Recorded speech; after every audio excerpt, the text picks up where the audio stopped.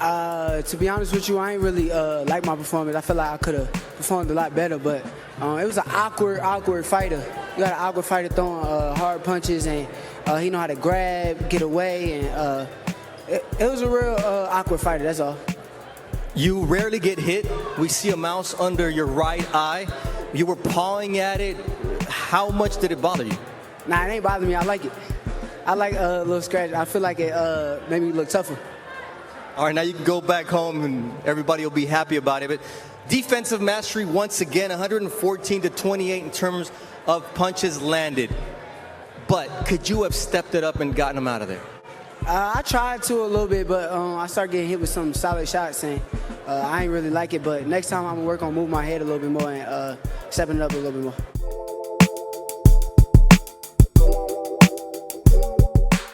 Dante's Boxing Nation, what's going on, guys? So Shakur Stevenson, he gets another complete dominant performance against Nakatia. He won every single round. He even knocked him down. He actually knocked him down twice, but he only got credit for one of the knockdowns. Nakatia, he had a lot of power, a great right hand, a dangerous right hand, as you just heard Shakur attest to. He also came off of a 10-fight knockout streak.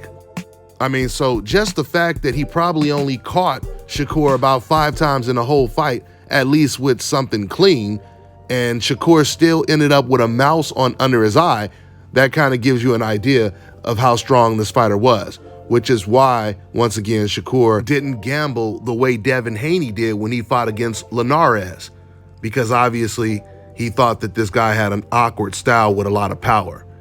But one thing I will say, they had this conversation during the fight where I forget the guy's name, but one of the analysts who wasn't working that night, he actually sent a message to Tessitore, and he read his message on air, and he basically said that Shakur Stevenson, he needs to get this amateur out of there, and if he doesn't knock him out, people are going to start calling him a boring fighter. And that's what really started the conversation. So Tim Bradley, the first thing Tim Bradley said, well, you guys have to understand, it's easier to say that when you're not in the ring with these guys, and they're trying to knock your head off, especially when it comes to someone like Nakatia, who has a lot of power. Andre Ward, who was really critical the whole night, he was just saying that he wanted to see Shakur start to walk him down, go into the high guard, start walking this guy down. You don't want to keep this guy hanging around for too long because he might just close his eyes and land something. So, you got the guy who seems like he was mentally defeated. It's time to start walking him down. I agreed with Andre Ward's approach. Of course, I don't agree with the talking boring and all that kind of stuff. Speaking of the boring talk, we already know these are code words that they only use for fighters on the coincidental list. And what Shakur needs to understand is when you are a black fighter, unfortunately, you're always going to have to do 2 to 3 times more than a Lomachenko, who didn't really do anything when he fought against Teofimo Lopez, like a Tyson Fury, the way he looked in that first Deontay Wilder fight. Actually, the way Tyson Fury looked in a lot of his fights. Go back and watch Tyson Fury versus Vladimir Klitschko, Tyson Fury versus Derek Chisora too. So Shakur and all the other black fighters have to understand, you do not have your hope insurance. Nothing you do is covered. Everything Tyson and Lomachenko does is covered. Could you imagine if Shakur Stevenson went the first 6 rounds without almost throwing any punches at all? Because that's exactly what Lomachenko did. Matter of fact, Andre Ward, he said something which kind of alludes to my point. Soon as Mark said that people are going to call you a boring fighter, Andre Ward, he immediately said, well, they called me boring. They call Floyd Mayweather boring. We already know where that comes from, right? He was basically saying, we already know what time it is. So that corroborates my point. When we're talking about black fighters having to be more aggressive, you should be walking this guy down. Remember, we're setting the standard higher for the black boxer because we know how old media and the decafs are going to react and respond. But understand this, it does not matter if you like Shakur Stevenson or not. It doesn't matter. None of that matters. The only thing that matters is who is the best at 130. Because when you watch the Olympics, it doesn't matter if someone had what you consider a boring performance, in the quarterfinals or whatever.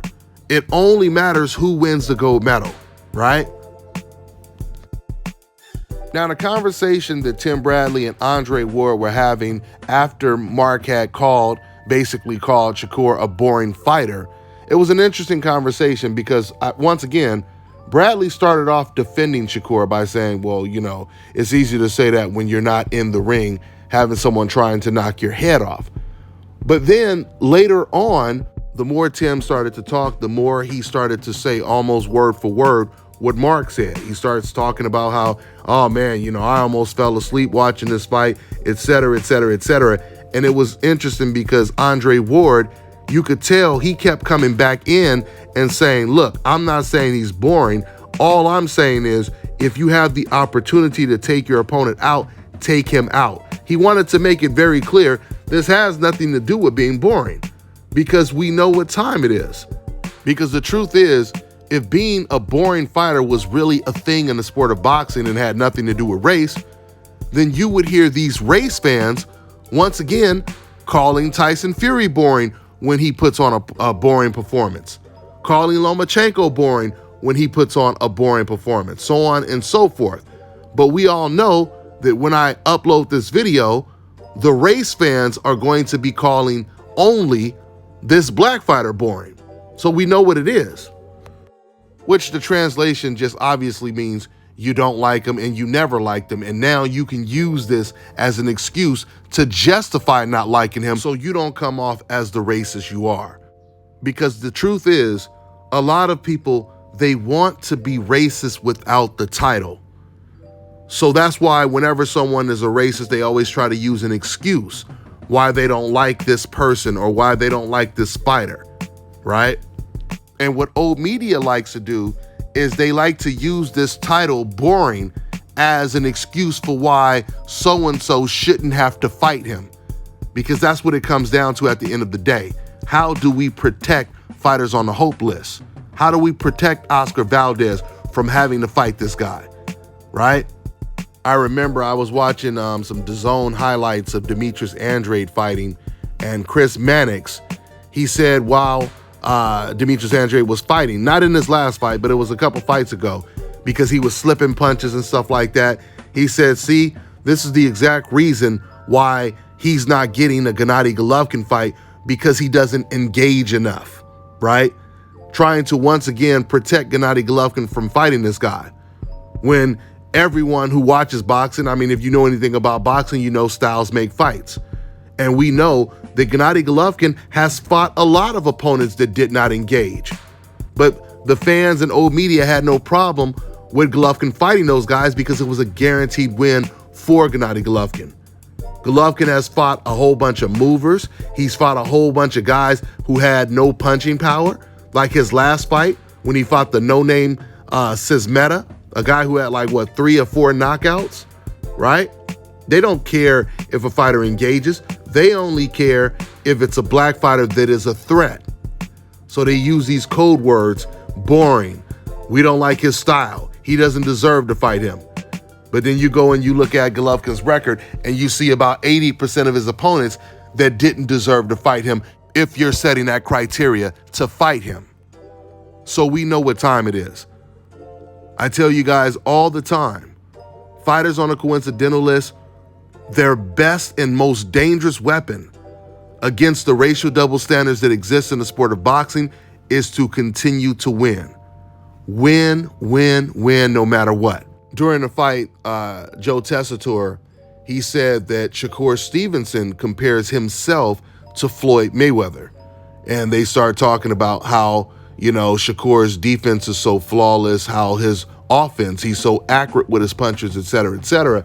And Andre Ward, he said, well, I wouldn't agree necessarily because, when Floyd Mayweather, by the time Floyd was Shakur's age, he had already beat the lineal champion, Junior Hernandez. He had already beat Diego Corrales. He had already beat Angel Manfredi, et cetera, et cetera, et cetera. Now, and I agree with Shakur Stevenson that he is the closest thing to Floyd Mayweather in terms of being the most dominant new generation fighter out right now. You know, his defense is impeccable. His accuracy is pretty much on the level of Floyd Mayweather's. But Andre Ward is right. Shakur, he hasn't faced the Floyd Mayweather level of opposition yet.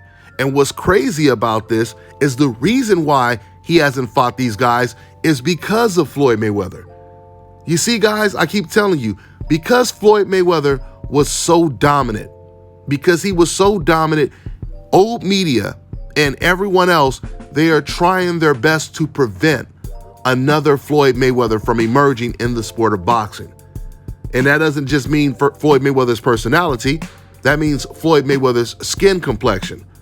They don't want another Floyd Mayweather. And on top of that, a lot of the opponents that are not black, they've also seen the dominance of Floyd Mayweather, how he was pound for pound the best fighter in the world, how Roy Jones was pound for pound the best fighter in the world, Shane Mosley, Bernard Hopkins, James Toney, Pernell Whitaker, and the list just goes on and on and on.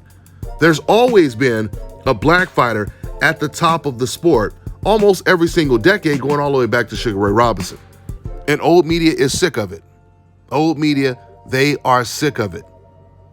And the fighters, once again, a lot of the fighters that grew up as kids watching their favorite fighters lose to a black guy. You have to understand that puts a lot of pressure on them, especially when you're fighting for a whole country.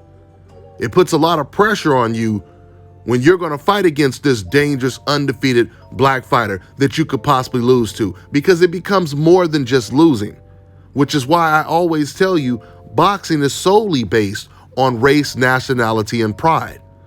Why do you think all of the pound for pound lists look so ridiculous today? Because it's all subjective. It's not even a pound for pound list anymore. It's a popularity list now. And once again, because Floyd Mayweather reigned supreme for so long, and then after Floyd retired, Andre Ward became the undisputed. And when I say undisputed, I do mean undisputed. Floyd and Andre Ward were the last two undisputed pound for pound kings. Right now, it's extremely subjective. But they are trying their best to prevent having another fighter on that coincidental list at the top of the sport, but it's impossible to prevent it. Sure, you can tell fans whatever you want, you can try to brainwash fans, but you will never make your favorite fighter a better fighter than he is. You'll never be able to take away Shakur Stevenson's arms, right? You can't take away his God-given gifts. And that's why I say the best weapon against racism in the sport of boxing is to continue to win. Eventually, they will have no choice but to accept the inevitable. And let me mention one more point before I end this video. I forgot to mention this earlier. Do you guys know what the most popular sport is in the world? It's soccer. And if you've ever watched soccer, sometimes watching soccer is like watching paint dry, because sometimes you have to wait an hour or two just for one team to score. Sometimes they don't score at all. It's a very, very slow sport. But you know why it's so popular? Because at the end of the day, the only thing the fans care about is their country winning. That's all they care about. They don't care if their country only wins 1-0. They only care about their country winning, because it's about race, nationality, and pride, but mainly nationality and pride for soccer. For boxing, it is definitely about race, nationality, and pride. The truth is, these fans don't care if a fighter is boring or not. If Lomachenko was the most boring fighter in the world, but he beat all of the fighters that he was supposed to beat, that's all they would care about. If Lomachenko goes in there and fights Floyd Mayweather and beats Floyd Mayweather, they wouldn't care if Lomachenko only threw 3 punches a round but won all the rounds. That's all they would care about, is him getting the W. They just want to see an L on Floyd Mayweather's record, no matter how an opponent gets it. They want to see his face expression, his reaction to losing for the first time. That's all they care about, not how the person gets the win, not how Floyd Mayweather loses. They don't care if Floyd Mayweather was robbed.